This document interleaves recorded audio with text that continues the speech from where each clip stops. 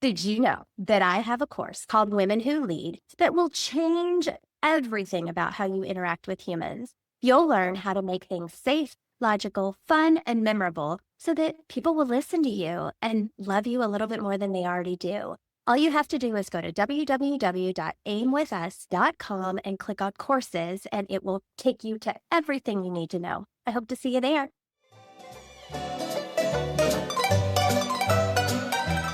Welcome to Productive Joy with Dr. Christie, where fun meets action.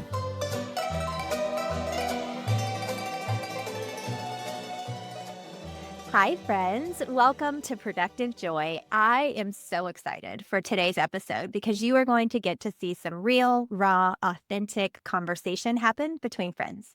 But before I introduce my guest, I would love for you to follow this podcast. If you don't, then you won't know about amazing guests like Ben. You won't know what's coming, and you won't get alerted when really great things happen. So just hit follow. It would make a world of difference to me, and it would help you get a little more productive joy in your life. So today, I have a very special guest. I have known Ben for a very long time, to the tune of almost 2 decades. And so I am introducing you to my friend, Ben Solomon, and he is recently unemployed. We're going to start from there. Hey, we specifically thought as we prepped for this that there have been mountains before, there will be mountains in the future. But right now I'm in the valley, and I know some of you guys are also. And so this is for those friends that are walking through the valley of the shadow, or crawling through the valley, or laying in the fetal position at the bottom of the valley. This episode is for you. Okay, so I always ask, you know this, to drop something that will make people keep listening, and you already did that, Ben. And I want to commend you on recognizing that part of productive joy is productive struggle, and is those moments when it doesn't feel great. And you had one of those moments kind of land on you not too long ago, and we're going to kind of let's begin at the beginning. Tell us a little bit about Ben, because although I know you well, our audience doesn't. What should we know about the Ben Solomon that is sitting before us today and where he came from? Yeah, definitely. Well, yeah, I really felt called into public education coming out of college. And so did 7 years in the classroom. I'm here in the Dallas area, Richardson School District. And then after 7 years left the classroom to go work for an educational nonprofit where I've been for the last 15 years, and fully expected that to be my career and my ministry until the end. And a couple months ago, my boss scheduled an impromptu meeting.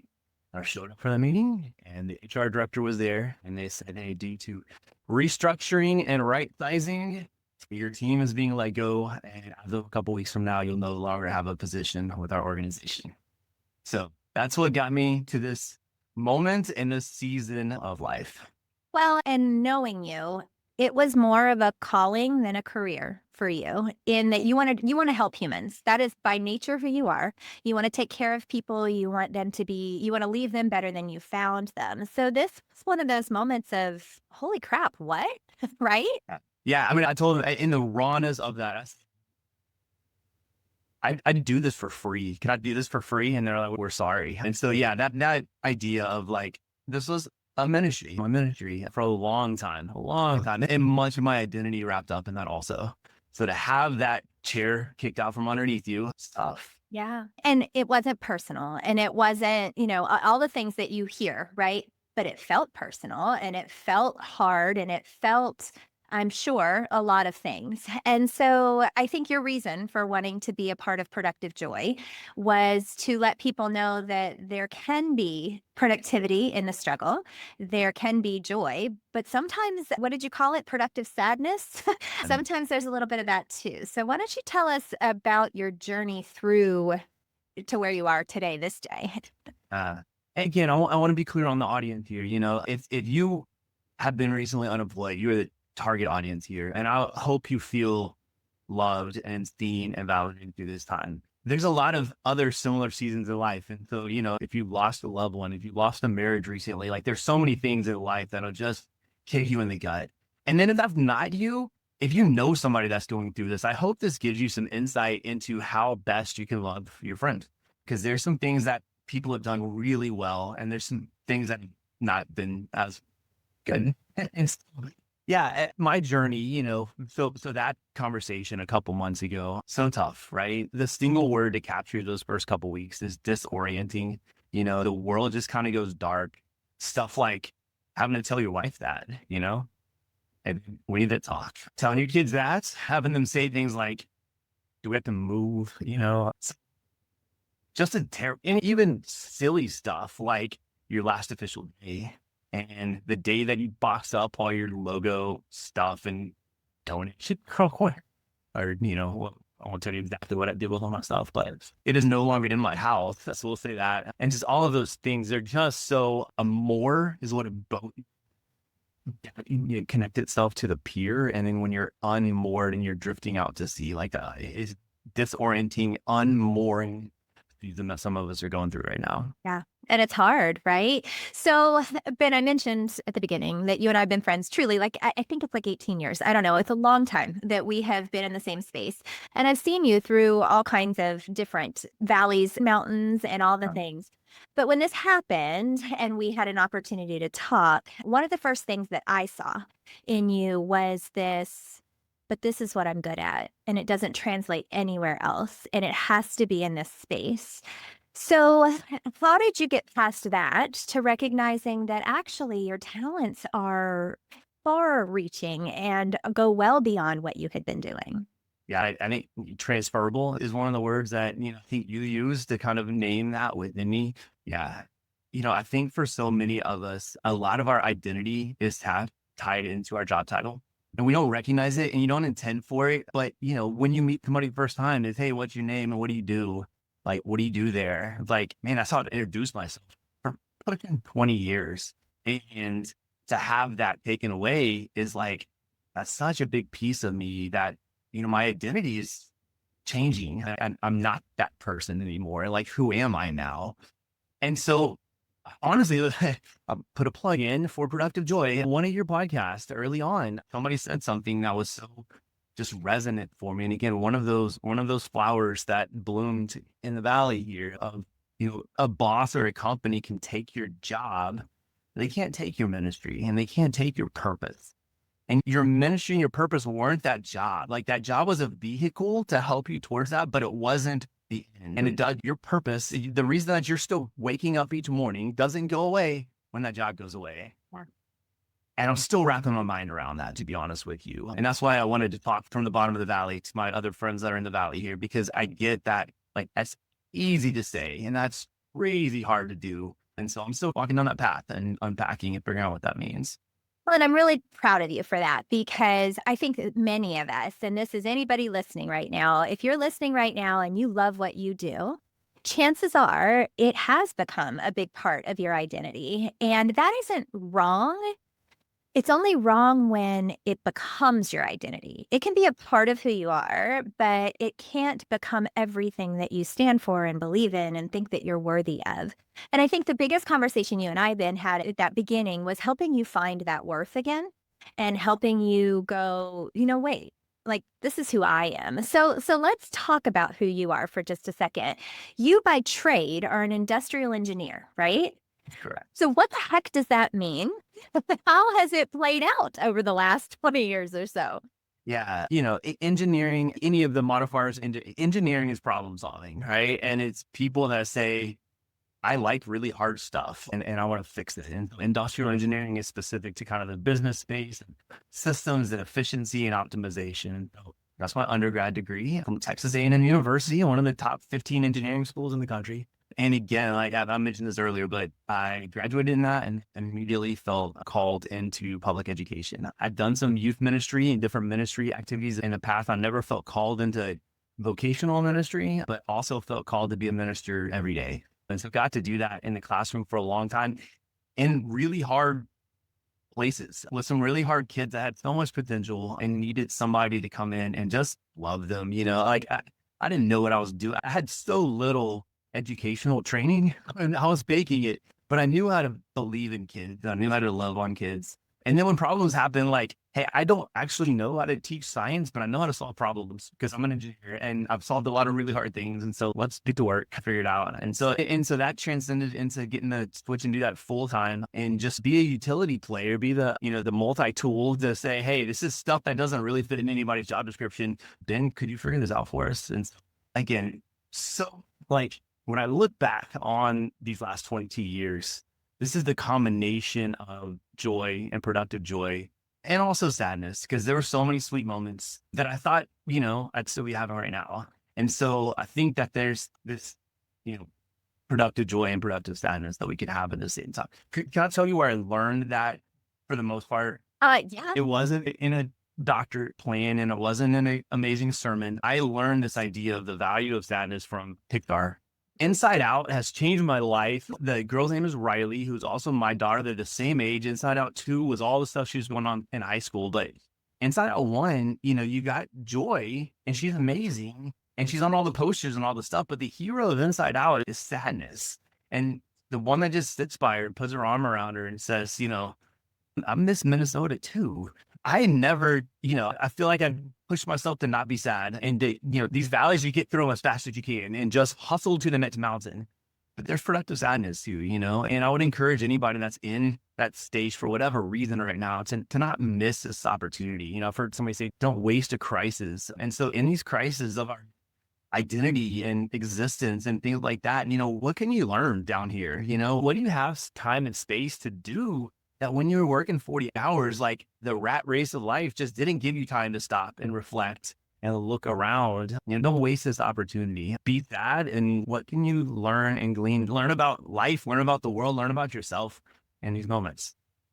This is not the first time that Inside Out and Inside Out 2 have been mentioned on podcasts because I think it's game changing too. And I agree, so my producer, shout out to Nian, he's amazing, told me one time, he's like, Chrissy, all of your messages are really positive. And I'm like, yeah, because it's productive.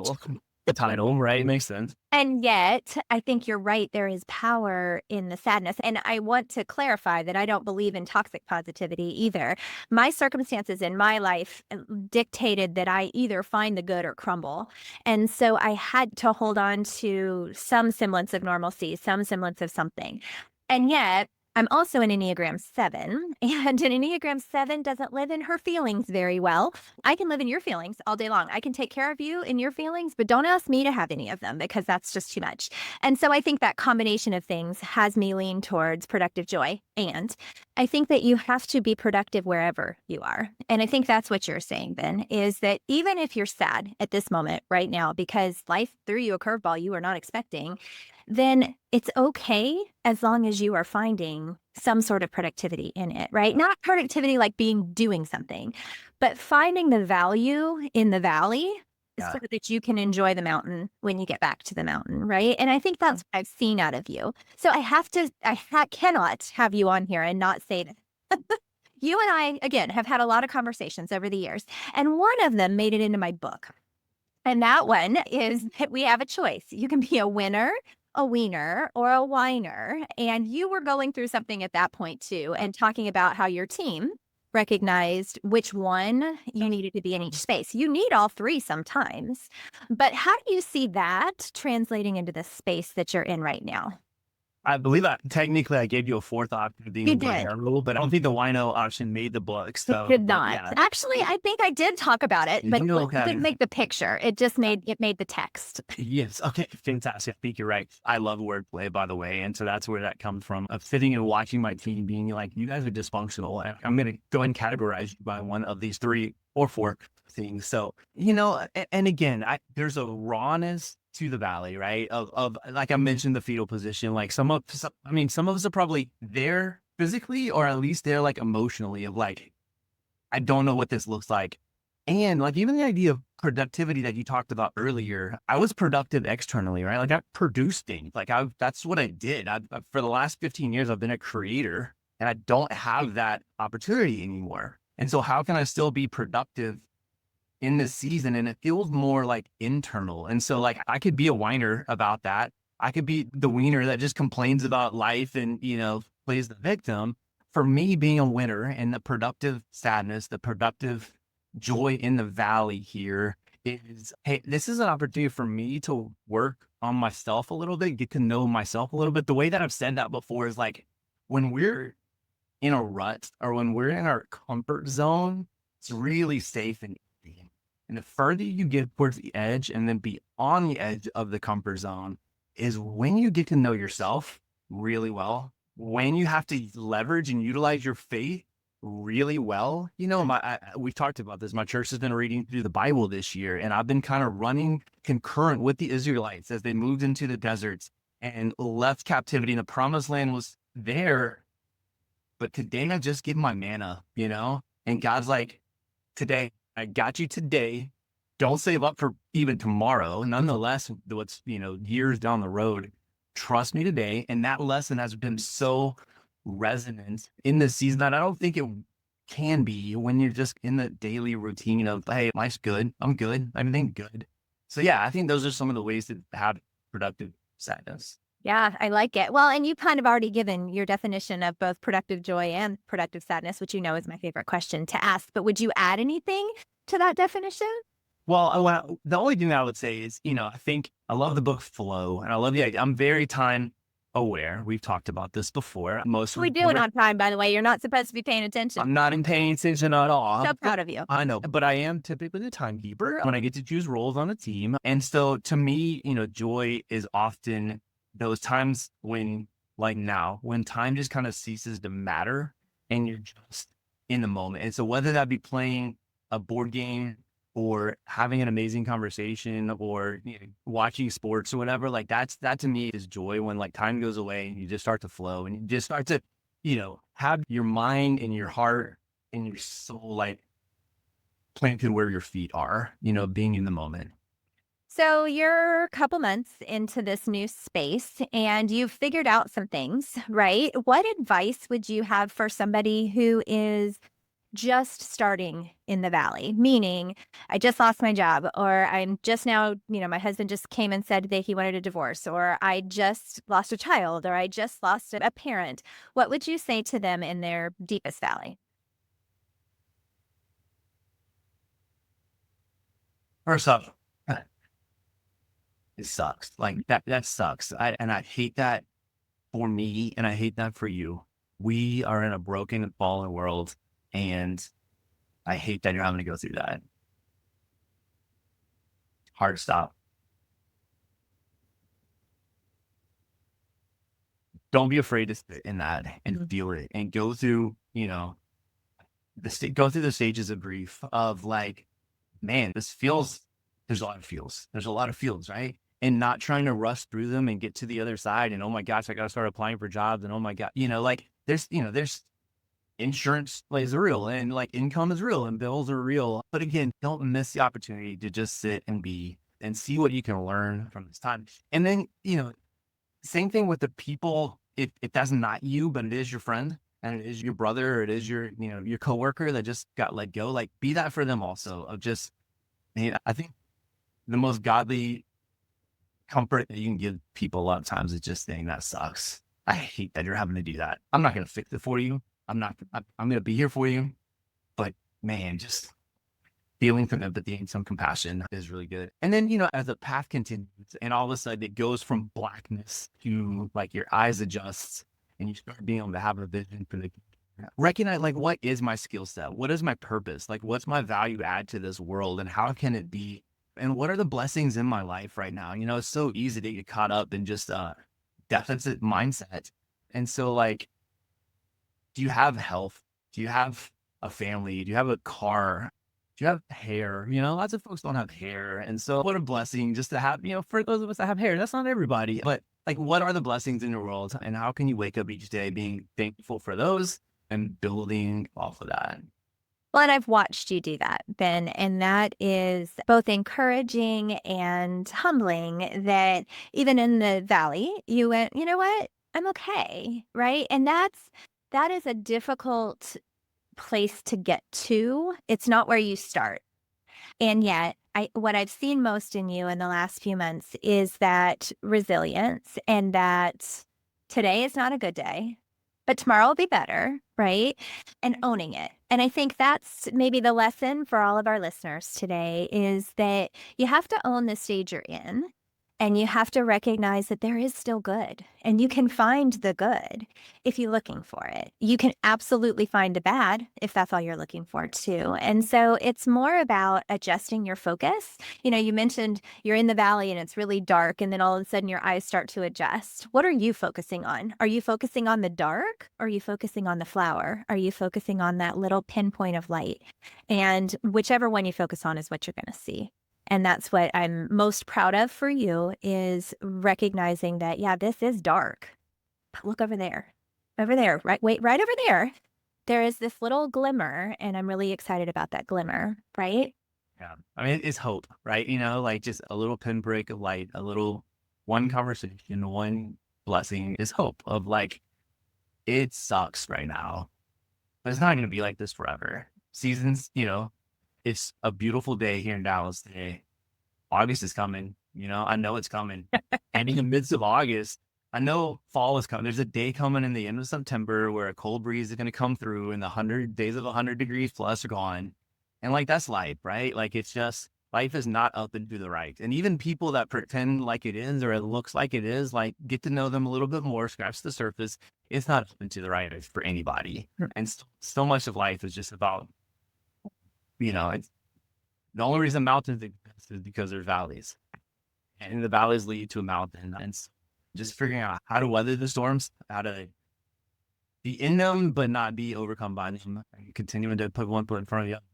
Love it. And I think the thing that has been most impressive for me watching you go through this is you finding your unique genius and recognizing that your unique genius does translate. And it isn't specific to one field or one group or one situation, that it's actually just your unique genius, and everybody needs it. And I wanted to, as I was kind of prepping for this and thinking through this, you have done an amazing job with me in some of our one-on-one conversations, not just giving kind of platitudes of like, you'll land on your feet and good things are happening, and, random verses from the Old Testament taking out of context, but like, you named very specific attributes and traits of me that were such a propellant for me to continue kind of having one pinprick turn to 3, turn to 5, to like, the sun's kind of starting to come back up again. And I say that because, again, if you are the one that your friend is in the valley of any of the valleys that we named, specific things that you see in them is such a salve to our soul, like, it helps the healing process. And so look for opportunities to really be specific. And I'm so proud of you for the way that you're doing this, or I've seen you do this before. You are really good at this. Like, those are amazing ways to start a sentence. And anytime somebody says that to me, like, my ears and my heart start like leaning in, because I'm like, I need that really bad. Yeah, I love it. Well, Ben, I know I could talk to you all day. And that is one of our traits, is that the time disappears and we just keep talking, but people won't listen forever. So are you okay with me asking you some rapid fire questions? Let's go. Okay. Actually, before I ask those rapid fire questions, what is your vision for Ben Solomon 2.0, right? Like, what do you think it's going to look like in 5 years? I don't know. It's one day at a time right now. I think I'm increasingly able to articulate what I can do and what I want to do. We've learned a lot about, so I'm married and have 4 kids. We didn't really say that explicitly. My oldest is in high school and my youngest is 3.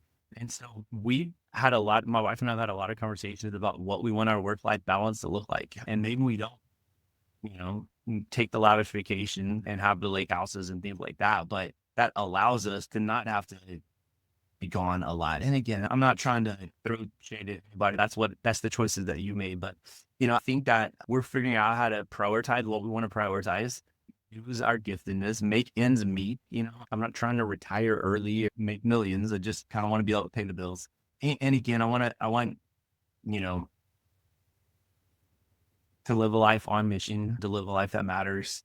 And, the verse that comes to mind all the time, a lot recently in this, is Ephesians 2:10, Paul's letter to Ephesus. And it says, we're God's workmanship, created in Christ Jesus for good works that have been prepared beforehand for us to walk in. There's so much there. I mean, we are his workmanship. We are his masterpiece. Literally, it translates, we are his poem. We are God's poem. And then created for good works that are mapped out for us, And so I don't know what 5 years looks like. I hope that is walking in the good works that have been prepared before for me. You can't come up with a better answer to that question. So well done. I don't know if you're going to do as well with these. We'll see. Are you ready? Bring it. I'm not scared. You shouldn't be scared. Ben, what is your definition of fun? Fun. Man, answer similar to what we said with joy earlier. Fun is just when you're in the moment and hopefully laughing and smiling and just savoring life. Love it. Okay. How do you know that you're showing up as your authentic self?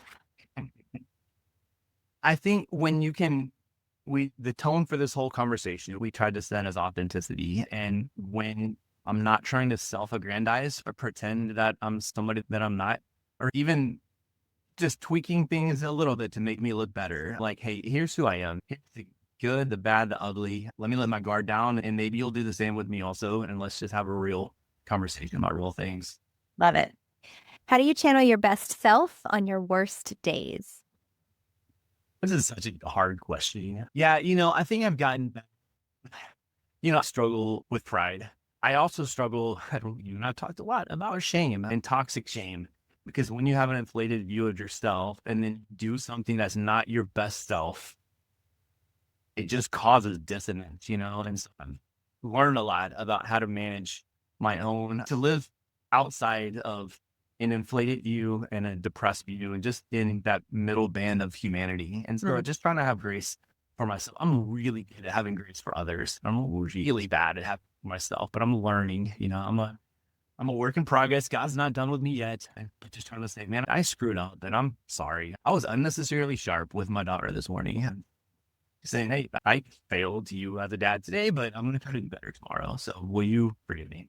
Power for sure. Last question, tough question. If people can only remember one thing from the last 30 minutes, what's the number one thing that you really want them to walk away with today?